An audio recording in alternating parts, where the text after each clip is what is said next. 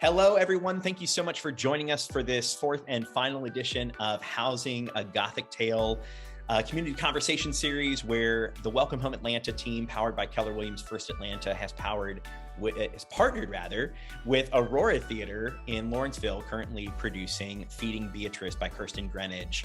So what we have been doing over the last several weeks is engaging with community leaders and thought leaders, advocates, folks who have a tremendous amount of information to share with us in their specific lanes and fields as it relates to housing. And today is no different. We are so lucky to have Lejla Prljaca, and I'm sure I did not say it as beautifully as you can. I'm going to give you the opportunity to say that for everyone. And she is the executive director of the Gwinnett Housing Corporation. So welcome to this conversation, Lejla. I would love for you to introduce yourself.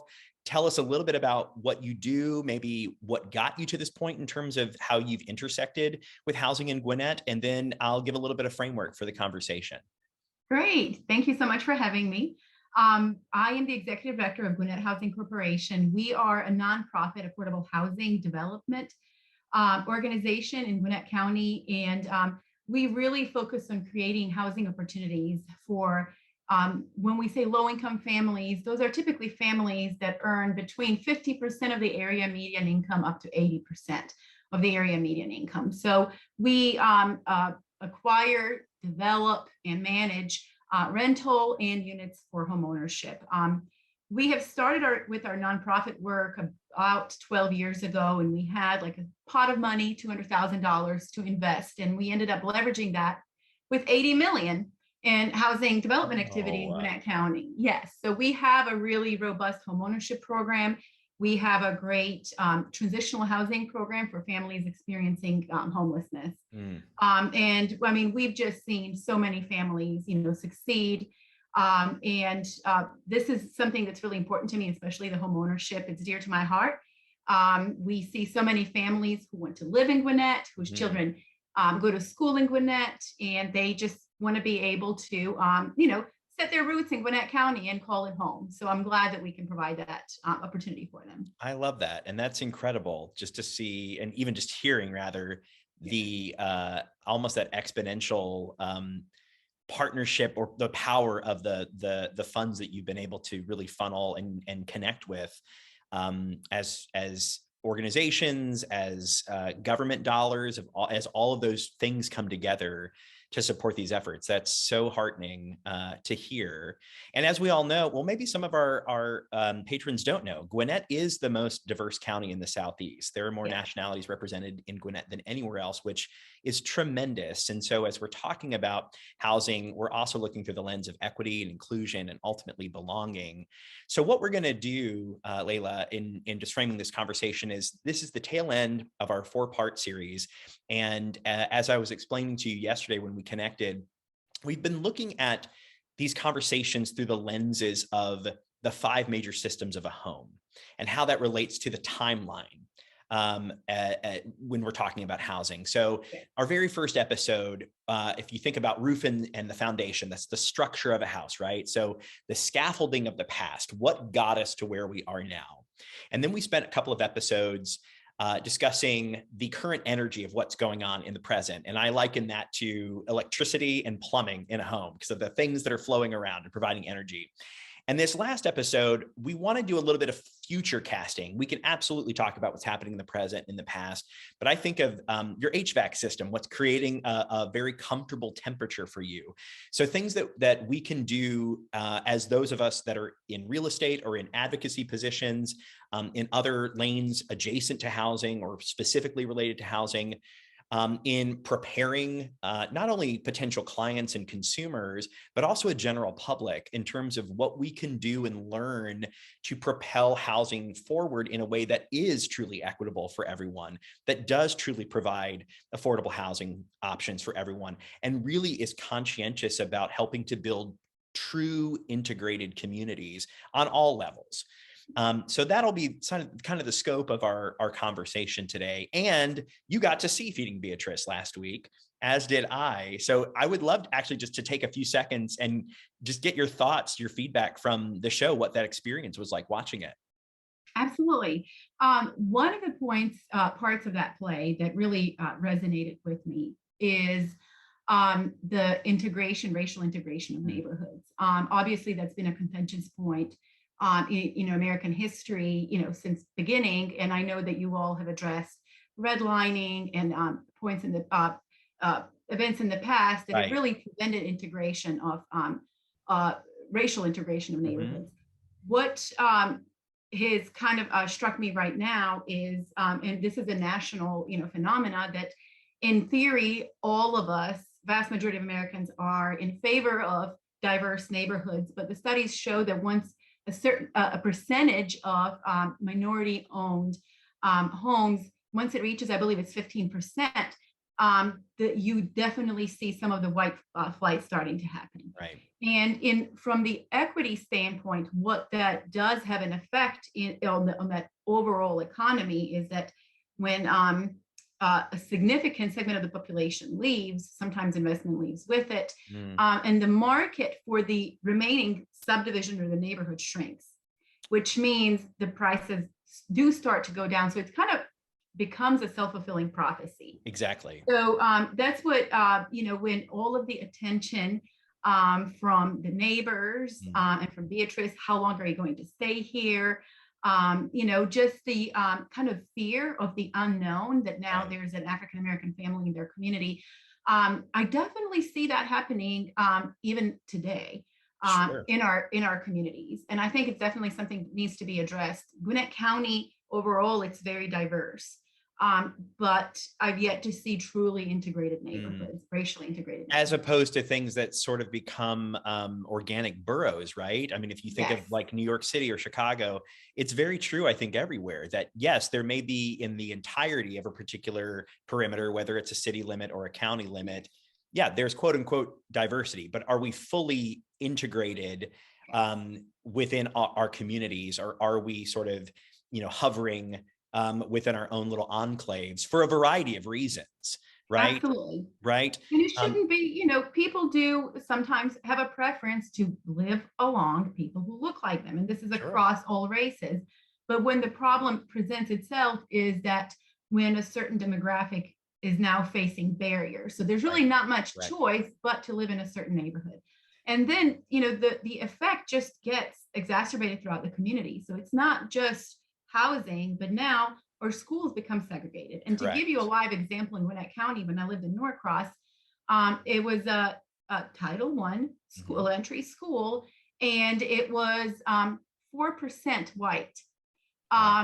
Literally 2 miles down the road was another elementary school that was at that time 90% white. And we're talking just a few years ago. Yeah. So 4% white and 90% white. And there were also different, the Title I school was also the beautiful part of it. Yes, it was a Title I school, but there were 80 languages spoken. And that's the school that my children went to. And the teachers were fantastic. And the administrators, the teachers would stay in the school until 8, 9 p.m. sometimes, working with the students, especially for those that English was second language.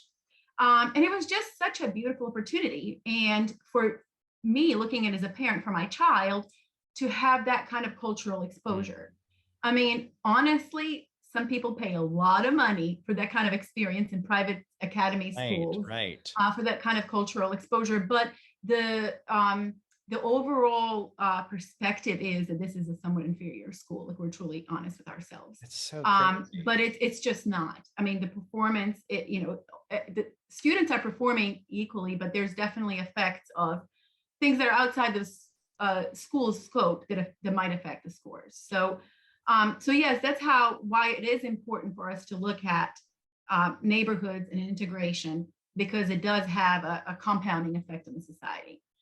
Thank you for sharing that. And so while we're on that, I would love to pick your brain about how do we go about doing that? I know it's like a big ball of challenges, but from your perspective and in your position in Gwinnett, and with any other thoughts about partners or government intersections or private enterprises, whatever that is, how do we go about rectifying that and finding a degree of balance? I mean, I know part of it is education for sure. A lot of it is also unraveling myths about a variety of things that seem to compound and cloud a general consumer's perspective of what, like we were speaking about yesterday, affordable housing. There's probably a lot of misinformation that floats out around that particular topic. So I would just love to figure out from you, your own thoughts and perspectives from being boots on the ground. How do we start addressing some of these things, both now and in the future?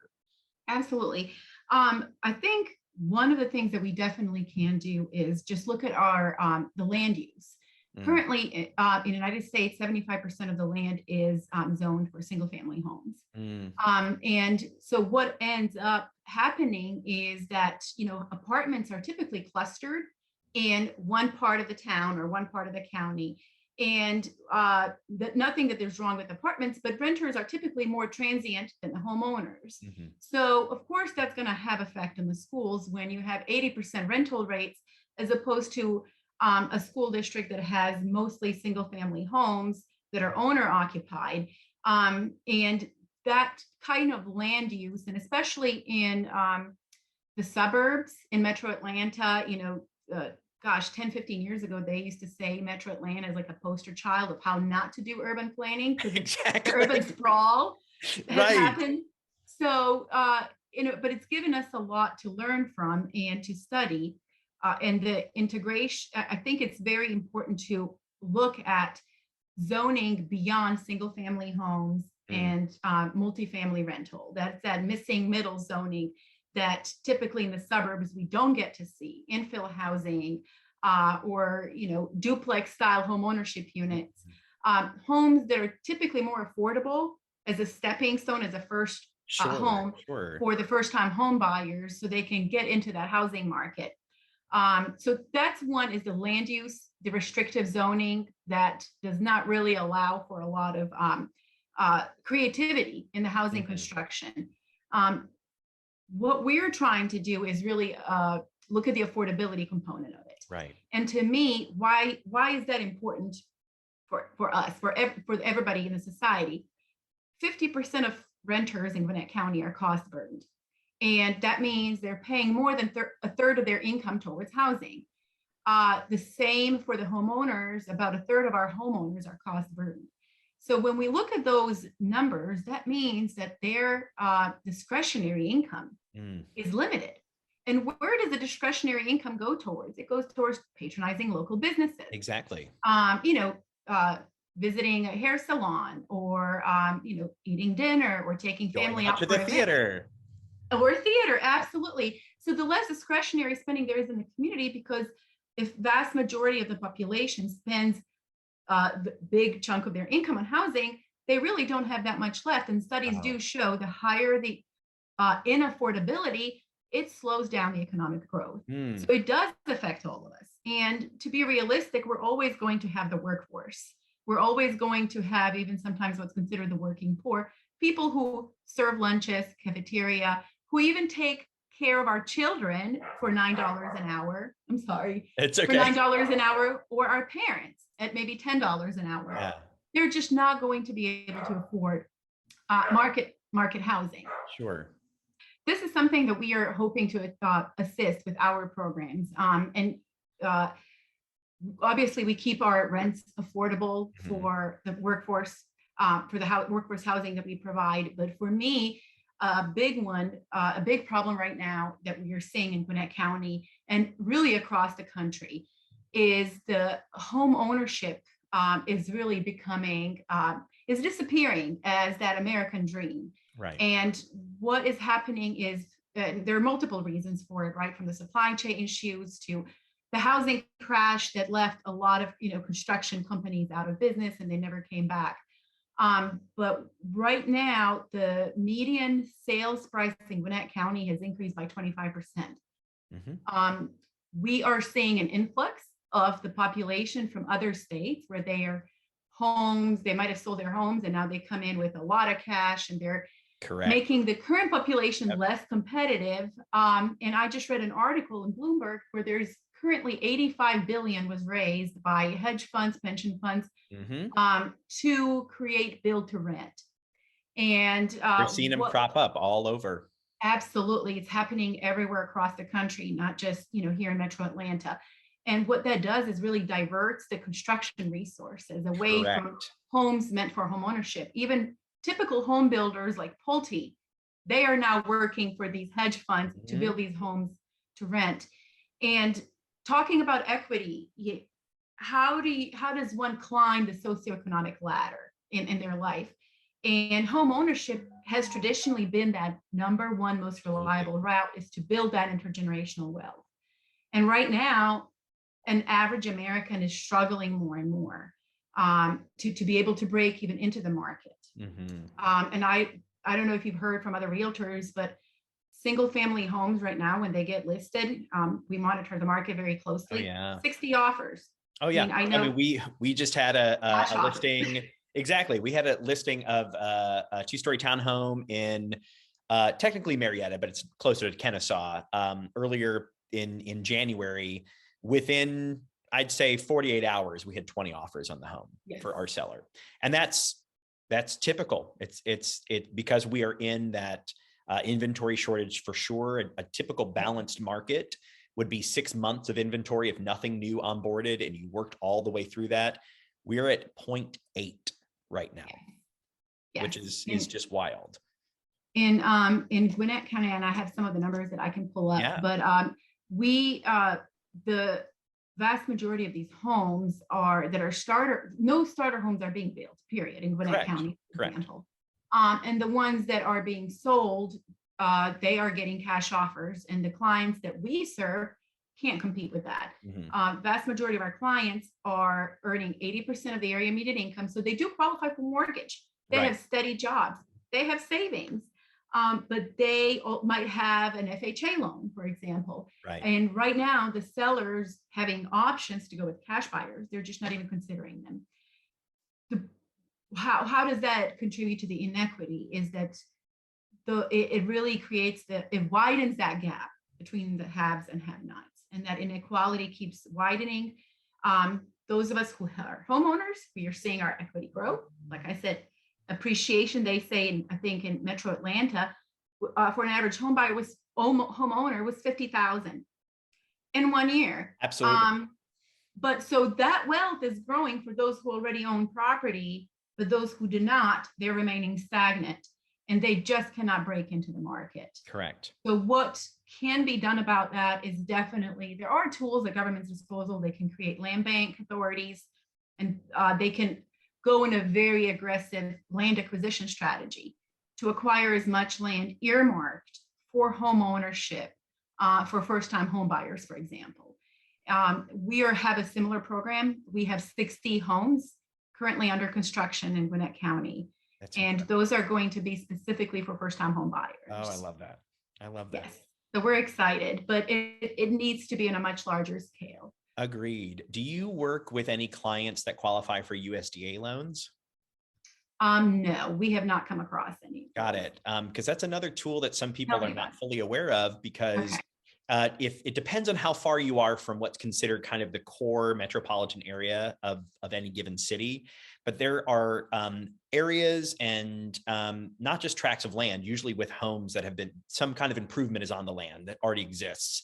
But if it's in a certain area of a county or so far away from a city center, it could qualify for a USDA loan, which is a no money down loan. It's almost similar to what a VA loan can do for you. And so there have been, again, it's not a silver bullet by any means, because you also have to think, if I'm living further away, I'm probably further away from my job, maybe further away from schools. So it doesn't necessarily solve other issues in a client's life, but there could be an opportunity if transportation wasn't a barrier for a variety of folks. That is something that could be a possibility. I can certainly send you some more information on that. Please do. And then what you're speaking to is so true with this widening gap. And the truth is, based on forecasts, it doesn't look like it's going to be turning around anytime soon. what happened, as you mentioned, when the economy tanked in 07, 08, we had an abundance of homes. A lot of these builders went out of business and never got the chance to come back into the market as players. And we did not, and I say collectively, we as local jurisdictions, state jurisdictions, and even through the federal lens, we did not do a good job of looking into the future. We were worried about the here and now. And I think someone should have had the audacity to say, wait a minute, why are our noses down in the moment when the truth is we know it's not going to stay like this. We know that the buying pool is going to increase simply because of the number of millennials that have been born. Because if you look back at the birth rates, mid 70s, they dropped off. By the end of the 70s, around 1980, they spiked up again. So if you literally just think that demographics are destiny and you follow that trajectory, that should have told someone how to help plan for what's available now. And so the truth is we have more families that are viable and able to buy, and many of us are living longer as well. And so all these compounding just human issues, I feel like a lot of us have missed the boat when all this planning should have happened years ago. And it's just so hard to play catch up. And who's the people that are hurting the most are the ones that are caught in the middle or on the tail end of something because of some type of income differential. It's usually the determining factor, right? So you're speaking such truth, which is really, really great and important. I wanted to proffer one thing too. We have heard of some really interesting, maybe not models, but some interesting situations where people are determining, look, I'm not going to wait for any particular way that my family looks in order to start buying a home. There was a great article that I'll have to send you about a single mom with a couple of children who has just like one of her best friends is also a single mother with children. They decided to buy a house together. Yes. And it ended up being, it was a multi-living situation where the house had already been subdivided into a couple of units. So then they can also rent out a couple of those spaces for people that are in the process of needing certainly a safe place to stay, but in the process of moving towards their own degree of ownership. So I also think that could be something for people to consider, that there are all kinds of different ways to have joint tenancy on a title. Yes. It doesn't have to be a quote unquote traditional sort of family. Yes. And that may not be the route to go for everyone, but that could also be a way to up the ante in terms of buying power and viability for certain families, or however you want to sort of create your little atomic versions of families together. So just thinking of creative strategies, I think that's another thing to throw in the arena for sure. Absolutely. This is the time to be creative because obviously the products that we have right now, this is just not giving home buyers enough options. Agreed. And, it is interesting to see, private sector reacting to it. Are you familiar with pad split? That was their, right. They divide up the house. This is more for rental, more as a temporary situation, but take a single family home, divide it up for several renters so they can share that cost. And it's meant for a temporary basis. Exactly. It is a really much more affordable, safer alternative to living in an extended stay. Right. Agreed. So, and, we're even starting to look into manufactured housing and, modular housing. We're going to be visiting a factory in Baxley, Georgia, because I think also that's going to be the future for the development. It'd definitely be more affordable.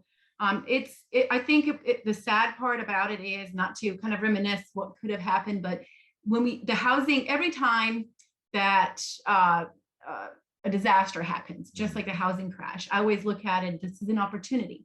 And you're absolutely right. The federal response was too short-sighted, too little, and too late. The neighborhood civilization program, that was truly an opportunity to get as many of these foreclosed properties into the hands of the home buyers, and or to refinance the loans so that the foreclosures would not be that significant.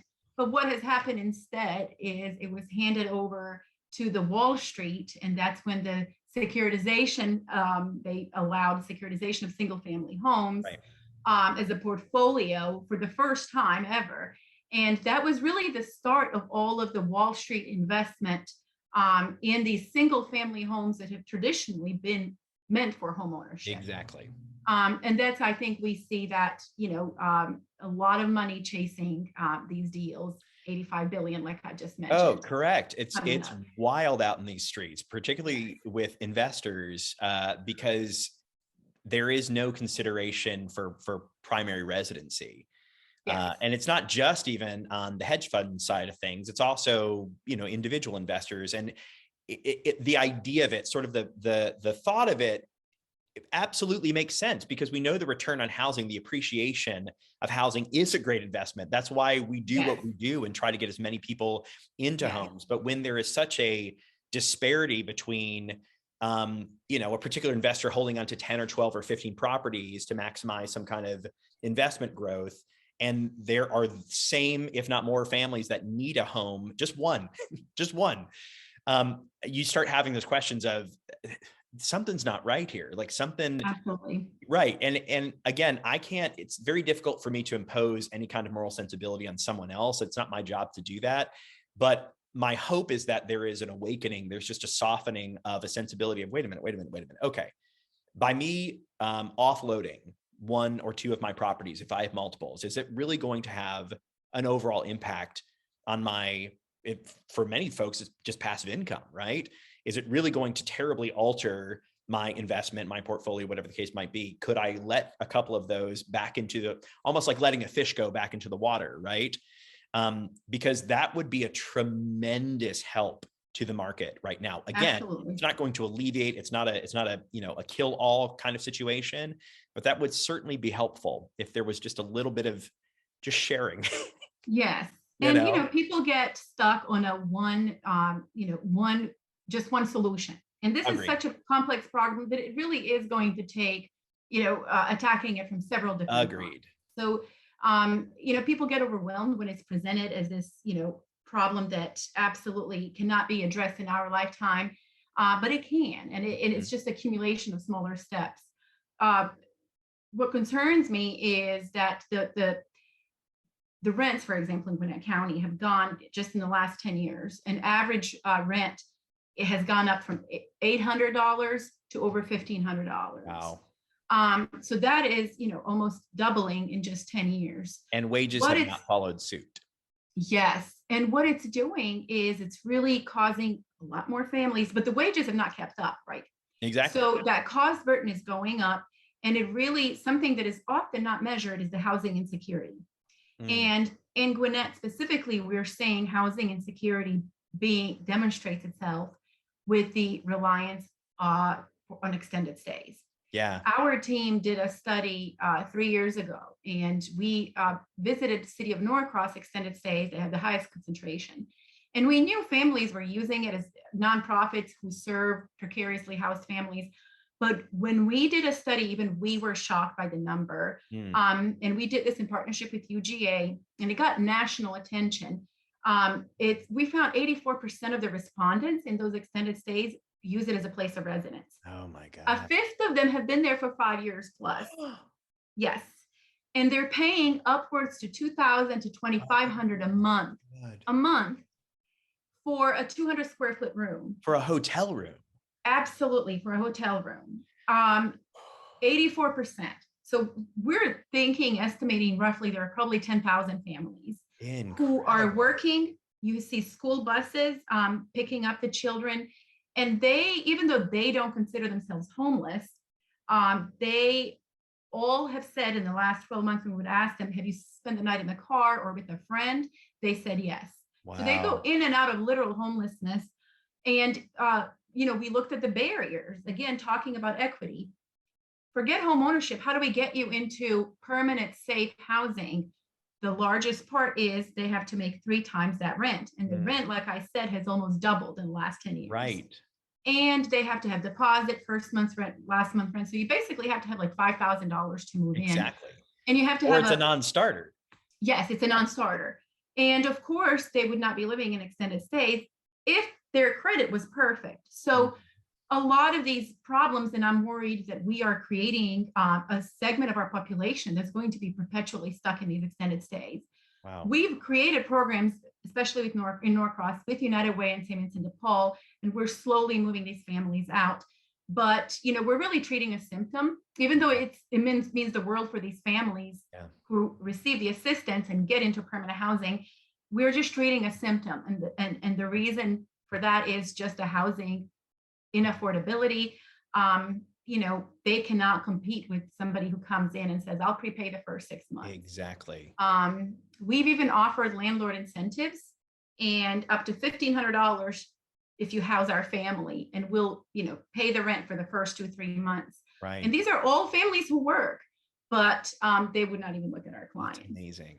So I do worry that they're perpetually stuck, and I do worry long-term effect on the children, on their education.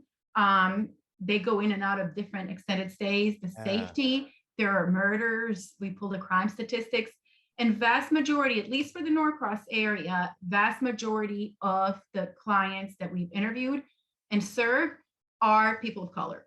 49% of them had children, and 30% of them were elderly. Wow. So it just absolutely, so they're basically using it as single room occupancy. And for some of the seniors, it was fine. It was, because it's a small room, it covers the utilities. But when we were doing the interviews, they were about $900 a month. Now those rooms cost about $1,500-$1,600. Goodness gracious. It is absolutely. So yes, there is a whole segment of our population that is one day away for literal homelessness because they don't have the protections that we have in the apartments.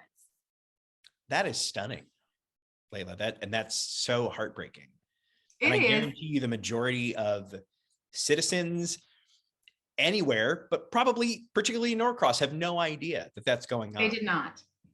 And we have received so many other jurisdictions reaching out to us to duplicate the surveys, and they have. But it got national attention because, like I said, it's a symptom of, I don't want to say just suburbanization of poverty, but it's all of the focus traditionally is in the urban core.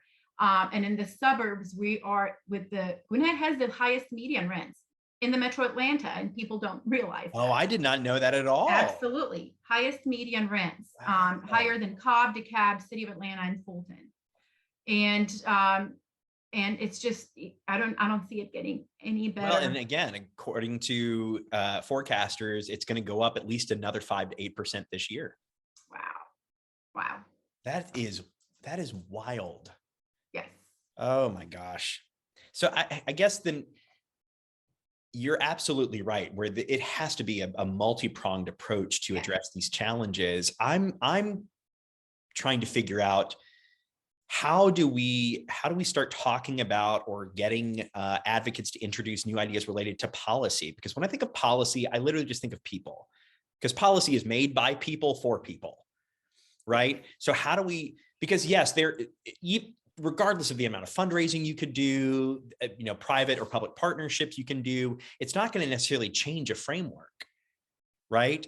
So I think for me, it's trying to figure out what kind of policy changes need to be in place on a, on a city level and a county jurisdiction, federally. What would help to start alleviating some of these challenges from that lens? Several fronts. For example, in Gwinnett County is the second most populous county in the state. We don't have any county funded housing initiatives. And now the new commission is absolutely looking at that. They just concluded their study.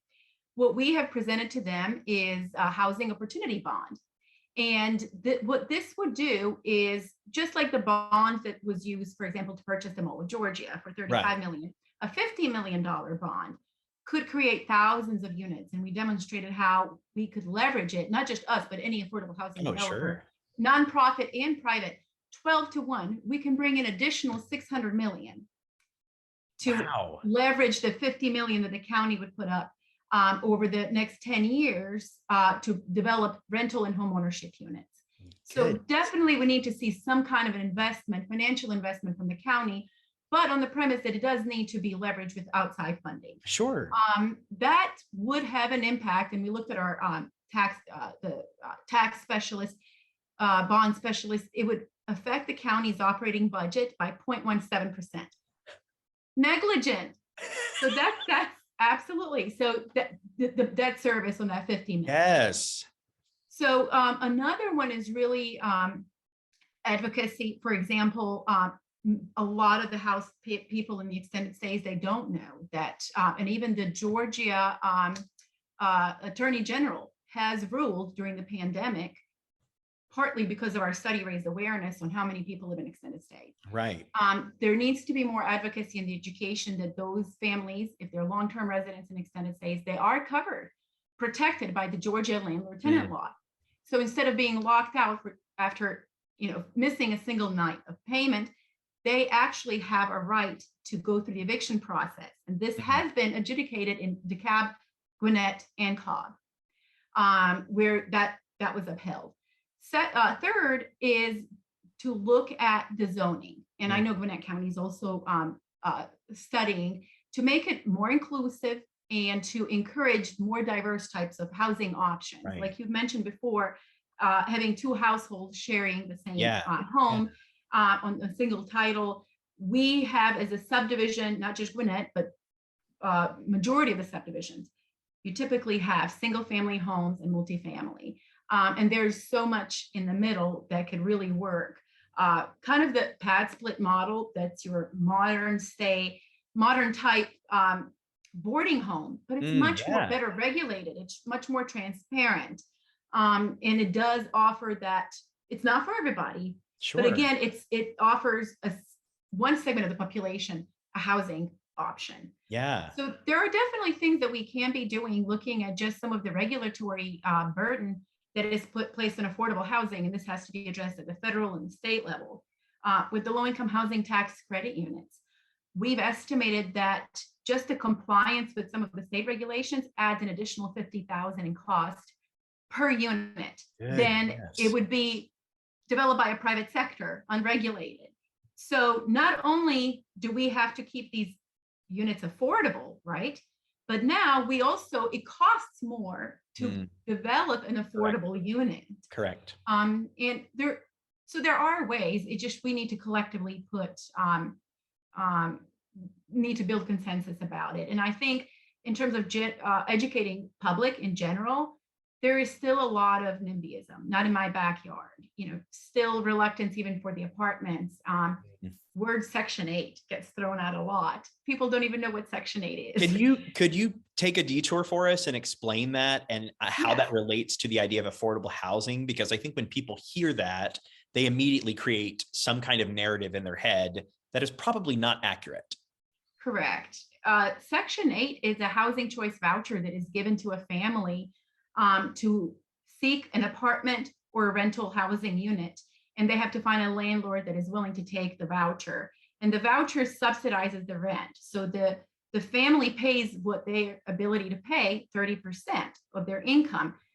Again, the working poor, if you're getting paid $10 an hour, that you're not going to be able to afford an apartment for $1,500 a month. You're just not going to happen. So you're making $1,600 a month, and the apartment is $1,500. So the federal government just offers a subsidy month to month. That's all it is. But the word, I don't know, I think it brings a lot of negative feelings about the people who use the Section 8 vouchers. But again, it's important to realize this is to provide stability for the children. It is to so they can attend school. It also serves a lot of seniors, and it serves a lot of our workforce, people who provide services to us daily basis, whom, as we've seen with the pandemic, are essential workers. Exactly. Those are the families who benefit from these programs. So yes, Section 8, and in Gwinnett County, there are maybe about 2,500 to 3,000 Section 8 vouchers. So we're not even talking huge numbers. Yeah, it's not a massive sector of the population. And so I think debunking these myths and really providing clear understanding of how that benefits an individual and their family, and how that again speaks towards that integration of a community, which is so very important. And really making sure that there is a sense of looking out for everyone around you, because you're taking, but you're not willing to give, right? Absolutely. It's that idea of my for and no more, right? Well, home ownership when we do the taxes, we all get the write-offs, right, for the property taxes that we pay and the interest on the mortgage as homeowners. That is considered a subsidy. So homeowners really exactly don't we're look at getting it too that way. It is a subsidy, and it's actually the largest subsidy. It's higher in terms of dollars than any of the subsidy for affordable housing for low-income families. So the middle class and upper middle class are receiving a larger subsidy in form of tax credits than the low-income households. I've never thought about it that way. Yes. Lejla, that's incredible. I'm going to use that because that's wow. And you talk about creating perspective and finding a way to, it's not leveling the playing field in terms of access, but in terms of, we are kind of all in this together, just at different points along the journey. Right. Absolutely. And I am not different than my neighbor. Yes. That's powerful. Thank you. And I just want to share a story of one of the first transitional housing program unit that we have created in Gwinnett County. There was pushback because, again, some of the stigma. And our approach in acquiring these units, we were very intentional about it being a scattered site approach. We don't want everybody clustered in one place. And that's for multiple reasons. We wanted these families to live in typical middle-class families with equal access to resources and opportunities. We don't want the stigma attached to living in a subsidized unit. Right. So we did receive some pushback, but thankfully, the county really finally realized that the benefit. And the very first family that we took in was a single mom with 2 children, and they referred to us from Family Promise, and they serve homeless families. And she has allowed us to share this story. She became homeless after her middle child died. Wow. She lost her child to cancer. She became depressed, unsurprisingly, and lost her job subsequently. And then the housing, and she ended up homeless. We put her in our transitional housing program where the rents were capped. And we had a conversation. She worked in the daycare at $11 an hour. And we said, Dorothy, you can stay here for 2 years. You can take all of the classes, financial literacy, budgeting classes you want, pay off the debt. But at $11 an hour, you're not going to be able to support your family. So while in that program, because the rent was so affordable, we partnered with Gwinnett Tech, their Workforce Investment Act. She enrolled in that program. She was able to do that program accelerated because the rent was affordable, so she could cut her hours down. She got her associates in 18 months. She was able to go from homeless to home, but after she got her associates, she doubled her income. Wow. Doubled her income in 18 months. And then we let her stay for a few more months to save. She went from homeless to homeowner in 2 years. That's incredible. All we did, and she did all the work. All we did is just provided that stable housing for those 2 years, and I get goosebumps about it, for 2 years, so that she can get these things going. And she started working for St. Jude's Hospital and as a surgical technician. Now that she's a homeowner, she has about $80,000 worth of equity in her home. Incredible. And she's going self-financing now. She's going to be a registered nurse, so she's going taking those classes.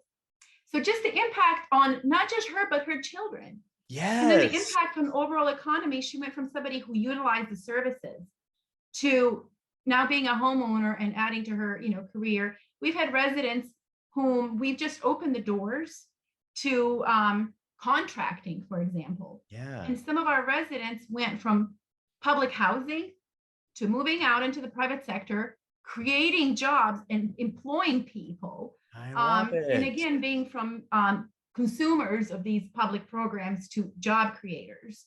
And that's what I need always for us to think about. This is not a handout. We are truly investing in our neighbors and by extension in our community. Oh my gosh. That's why I love what I do. Preached a word, Lejla, preached a word. That is so, but it's so deeply inspiring to me because that's the kind of mentality that I want the general public to gear into and to really pay attention to, because I think it's very, we live in such a convenient society where we can compartmentalize the world. Yes. And I'm just sort of keeping my nose down and I'm doing my thing and I'm not going to look to my left or my right because I don't want to, I don't want to get involved, or and I don't even think it's people consciously saying I don't care, but the simple act of not pursuing how can I do better with my neighbors becomes the action of not caring. Yeah. Right? Whether you've chosen it or not, you actually did make a choice by not engaging. So Absolutely. This is such rich, robust information that I can't wait for people to hear, because my hope is that it's going to not just, make somebody feel good, but say, wait a minute, how can I get involved in that? Or how can I find programs that support that? How can I advocate for legislation that supports that? So when I go to the polls, whenever these kinds of referendums are up for a vote, or whether it's a particular policy or whatever, I can let my voice be heard. If there are gatherings or hearings on things or public meetings, it is incumbent upon me to be involved. It's not, like you said, it affects everybody. It affects everybody. So you can be the flamingo with your head in the sand if you want to, but the truth is, we are all connected. We are all in that shared space. So I'm just so delighted and heartened to know that you are leading the charge in this work in Gwinnett. And I have to believe it's having ripple effects across the Metro Atlanta area. And I am now eager to go take a look at that research, and I will make sure that I link it in the show notes for this. And we have a resource page for patrons. I'm going to link to all of that great stuff as well, because I would love for people to continue to get educated. And to, for me, it's not so much about awareness is one thing, but awareness doesn't create change. Awareness needs a mindset shift. And then after that, you need behavioral shift. And until we can get to a point as a collective society where there's behavioral shift, then we're never going to solve any of these problems.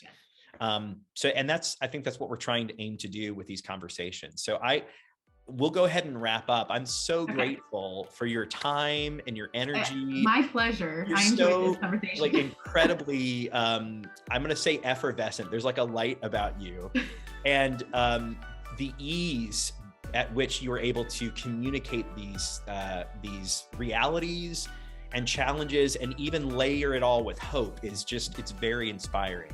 So thank you so much for joining us. Patrons, thanks so much for joining us for our final episode of Housing, a Gothic Tale. I will make sure that all this information is linked in the show notes and on the resource page. We couldn't do it without you. Hopefully you are seeing the show before it closes on February 6th so this Sunday is your last opportunity to see Feeding Beatrice. But these things that we've talked about both today and in these previous conversations, they are ongoing. They are very present and real challenges for so many of us. So take it upon yourself to get educated and to get involved and figure out how you can become a resource and a help to those around you.